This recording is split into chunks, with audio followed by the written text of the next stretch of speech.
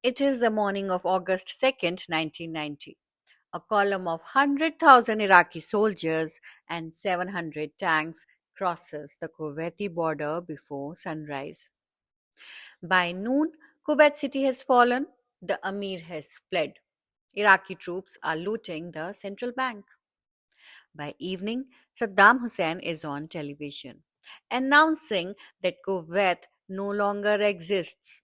It is now the 19th province of Iraq. The world is watching. But there is one phone call that matters more than any other that day. It happens in Washington, D.C., in a windowless room deep inside the Pentagon. A general spreads a map on the table.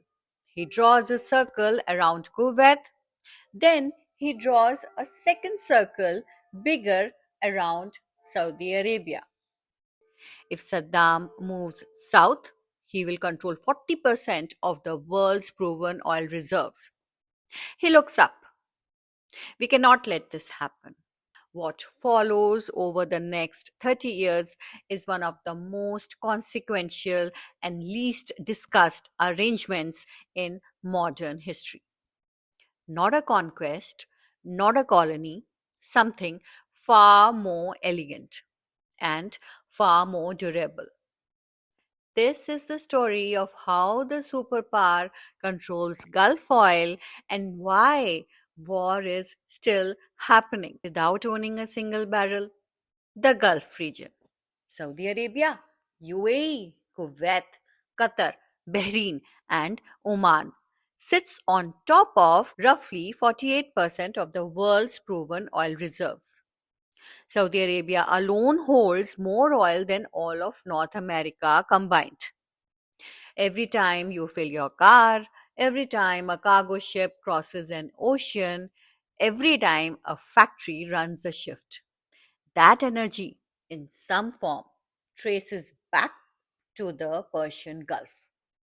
The price you pay for it is set not just by supply and demand, but by a set of agreements, military guarantees, and financial mechanisms that most people have never heard of.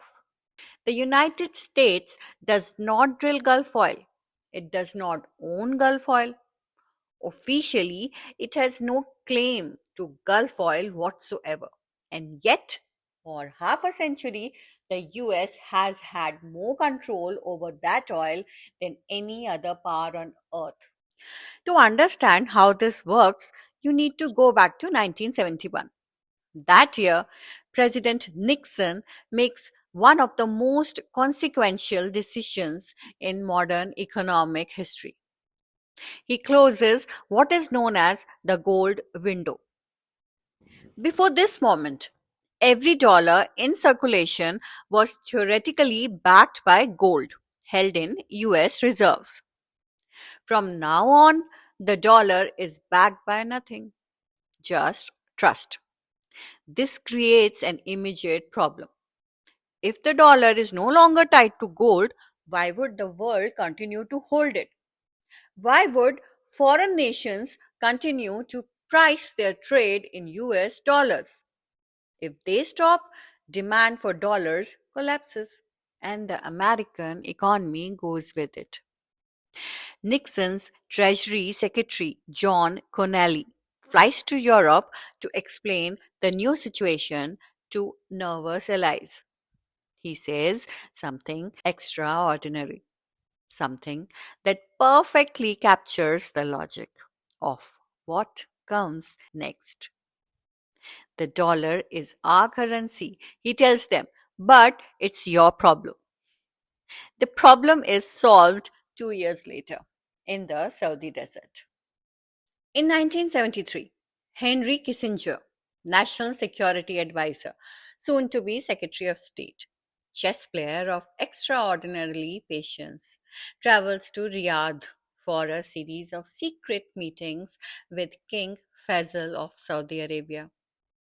Kissinger is short, heavy set, with thick glasses and a voice like gravel dragged across concrete.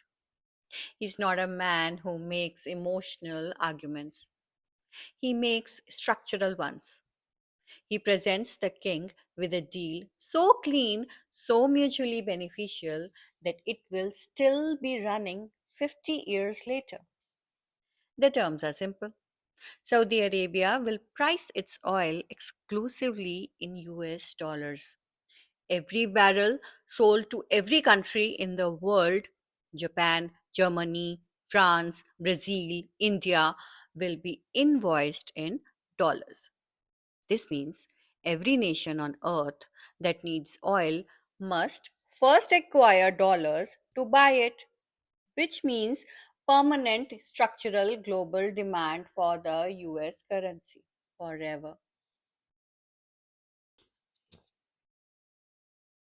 In return, the United States offers two things. First, military protection. The US 7th Fleet and later permanent bases in the Gulf will guarantee the security of the Saudi royal family against any external threat and any internal one if necessary. Second, weapons. Lots of them. F 15s, Patriot missile, batteries, armored vehicles, the full catalog of American military production.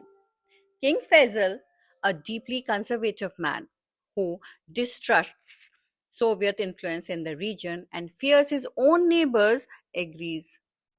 The petrodollar system is born.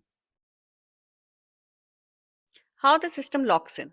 The genius of the arrangement is that it is self reinforcing. Because oil is priced in dollars, every oil importing nation in the world must maintain large dollar reserves. This creates permanent demand for US Treasury bonds, the safest dollar denominated asset available. Saudi Arabia and the Gulf states recycle their oil revenues into US treasuries, US real estate, and US financial markets. This inflow of capital keeps US interest rates low, funds the US deficit, and allows Washington to spend far more than it earns. This cycle has a name: petrodollar recycling. It works like this: Saudi Arabia sells oil, gets dollars, parks those dollars in US government bonds. The US government uses that money to fund its military. Part of that military sits in bases in Saudi Arabia, protecting the regime that is selling the oil and parking the dollars. The circle is perfect. By the 1980s, the Gulf states hold hundreds of billions of dollars in US assets. Their sovereign wealth funds are deeply entangled with American financial markets, which means a collapse of the dollar is now a catastrophe for them too. They are no longer just customers of the system, they are stakeholders in it. This is not an accident. But petrodollars are only half the mechanism. The other half is hardware. After the 1990 Gulf War, the United States does something that no power had done in the Middle East since the British Empire. It builds a permanent military infrastructure across the Gulf, not just a base or two, a full architecture of control. Camp as Sailiyah in Qatar, the largest pre-positioned military equipment depot outside the United States. Tanks, artillery, ammunition for 50,000 soldiers ready to deploy in 24 hours. Al Udeid Air Base, also in Qatar, the forward headquarters of US Central Command.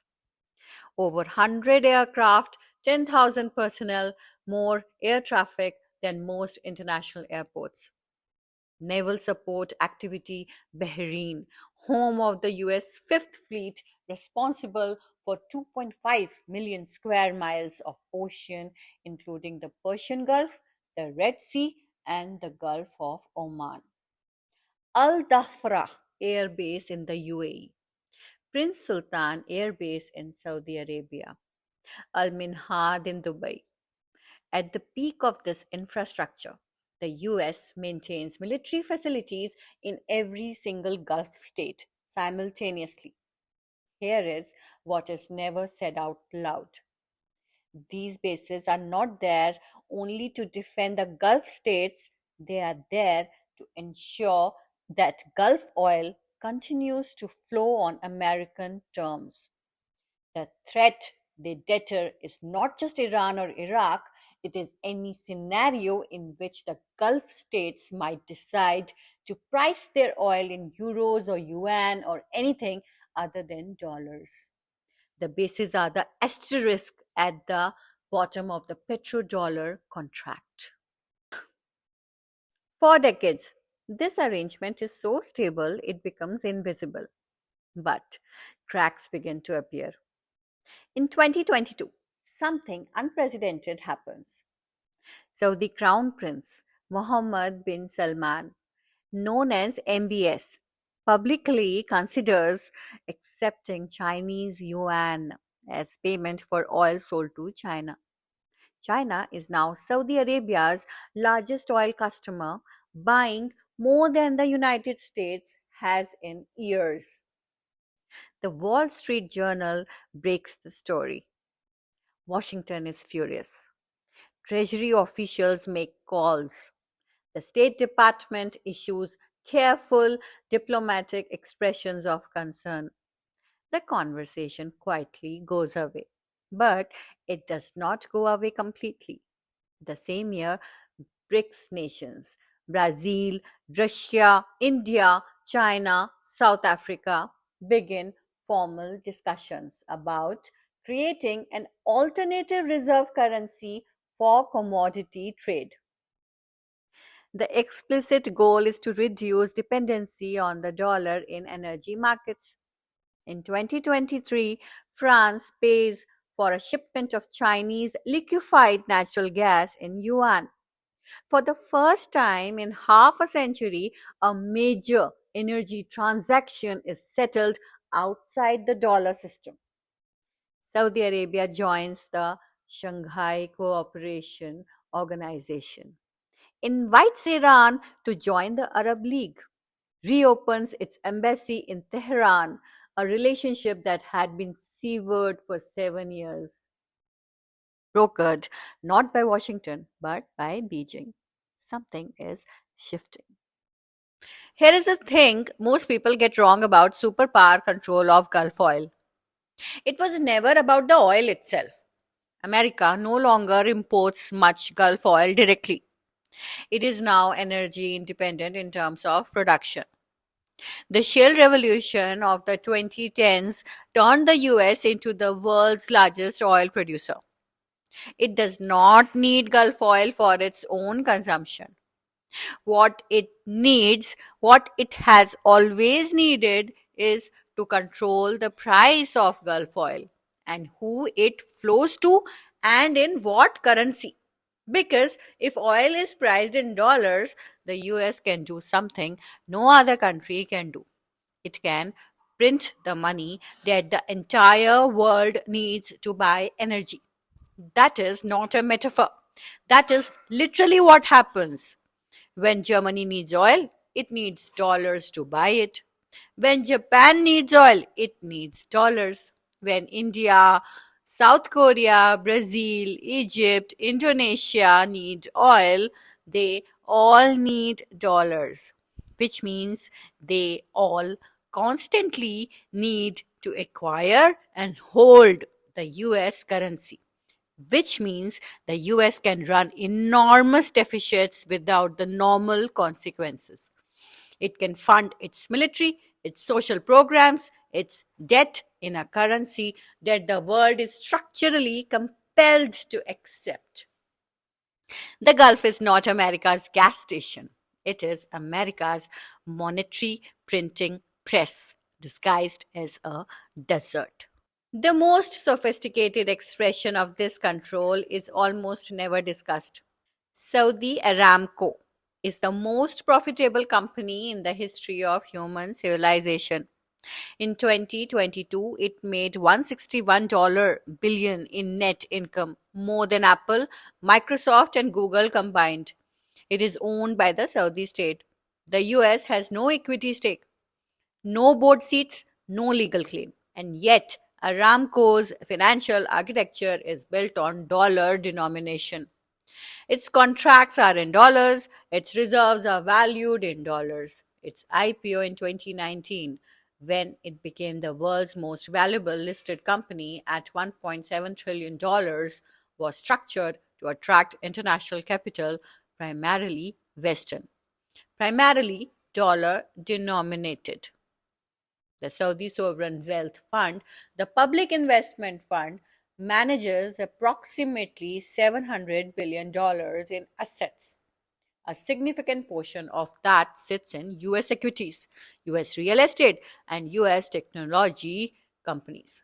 SoftBank's Vision Fund, which reshaped global venture capital, was seeded largely with Saudi and Emirati capital.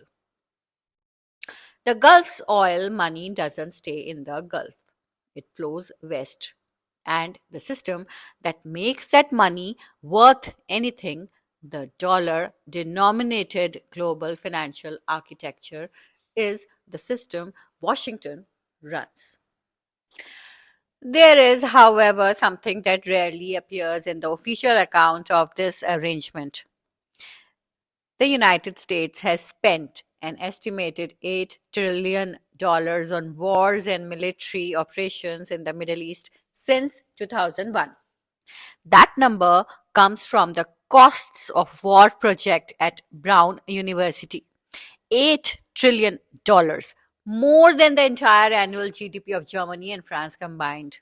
Nearly 7,000 American soldiers killed, over 30,000 wounded, hundreds of thousands of civilians dead across Iraq, Afghanistan, Syria, Yemen, and Libya in conflicts that were in some form connected to the logic of regional control.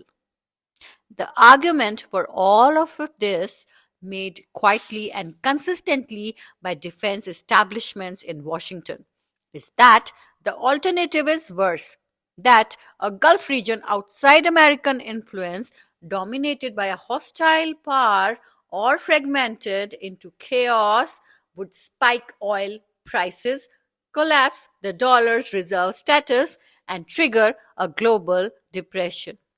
Maybe that is true. But it is worth sitting with the full arithmetic. The US spends $8 trillion in a 20-year period to maintain a system that allows it to print the world's reserve currency essentially for free. The Federal Reserve estimates that reserve currency status saves the US somewhere between $40 and $70 billion per year in lower borrowing costs. By that math, the system costs more than it saves, unless you count the power itself, not as an economic calculation, but as a geopolitical one. The ability to freeze any country out of the global financial system overnight, the ability to impose sanctions that actually work, the ability to borrow without limit and never truly face the reckoning that other nations face. That power does not appear on a balance sheet. We are now in the middle of the most by significant challenge to this system since it was built. China is the world's largest oil importer. It buys from Saudi Arabia, Iraq, the UAE, Kuwait, and Russia. It is building the yuan payment infrastructure to bypass the dollar in every one of those transactions.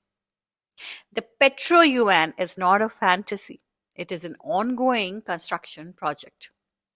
Russia, after the 2022 sanctions that froze its dollar reserves overnight, accelerated its own de dollarization.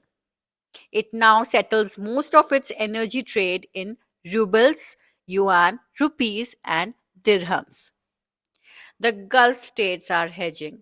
They are not abandoning America, not yet. The military relationships are too deep.